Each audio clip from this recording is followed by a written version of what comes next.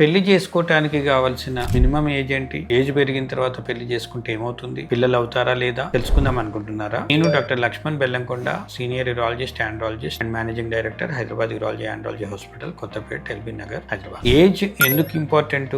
మగవాళ్ళనైనా ఆడవాళ్ళనైనా పిల్లలు అవుతారా లేదా అనేది చాలా పెద్ద సమస్య. చాలా మందికి చాలా రకాల అనుమానాలు ఉంటాయి. మగవాళ్ళల్లో కొంతవరకు పర్వాలేదు. కొంత ఏజ్ అయిపోయిన తర్వాత 30 years, 35, 40 years అయిన తర్వాత కూడా ఇన్ఫర్టిలిటీ ప్రాబ్లమ్స్ అంతగా రావడానికి ఛాన్సెస్ ఉండవు. ఎందుకు అంటే స్పెర్మ్ ప్రొడక్షన్ అనేది ఎవ్రీడే జరుగుతుంది మగవాళ్ళలో, అన్లైక్ ఇన్ ఫిమేల్స్. ఫిమేల్స్ లలోనేమో by birth born with fixed number of eggs. So ఆ ఎగ్స్ అనేది వాళ్ళకి మెన్స్ట్రువల్ సైకిల్ స్టార్ట్ అయిన తర్వాత ఎవ్రీ మంత్ ఒక ఎగ్ రిలీజ్ అవ్వకుంటూ వస్తూ ఉంటుంది. ఆ ఎగ్స్ ఎప్పుడైతే ఎగ్జాస్ట్ అయిపోతాయో ఇంకప్పుడు వాళ్ళకి మెన్సెస్ ఆగిపోతాయి, ఫర్టిలిటీ ఛాన్సెస్ ఉండదు. ఏజ్ అడ్వాన్సెస్ కొంచెం ఓల్డ్ ఏజ్ అయినా కొద్ది 30 years తర్వాత, 35 years తర్వాత ఫిమేల్స్ లలో ఓల్డర్ ఏజ్ ఉన్న ఎగ్స్ రిలీజ్ అవుతా ఉంటే కనుక వాటికి ఫర్టిలిటీ కెపాసిటీ తక్కువ ఉంటుంది. 30 years లోపల అయితే కొంచెం యంగ్ ఎగ్స్ రిలీజ్ అవుతా ఉంటే కనుక ఫర్టిలిటీ కెపాసిటీ కొంచెం ఎక్కువగా ఉంటుంది. So age is very important in both and females, men and women, more important in females. So best age group ఏంటిది అంటే 20 to 30 years,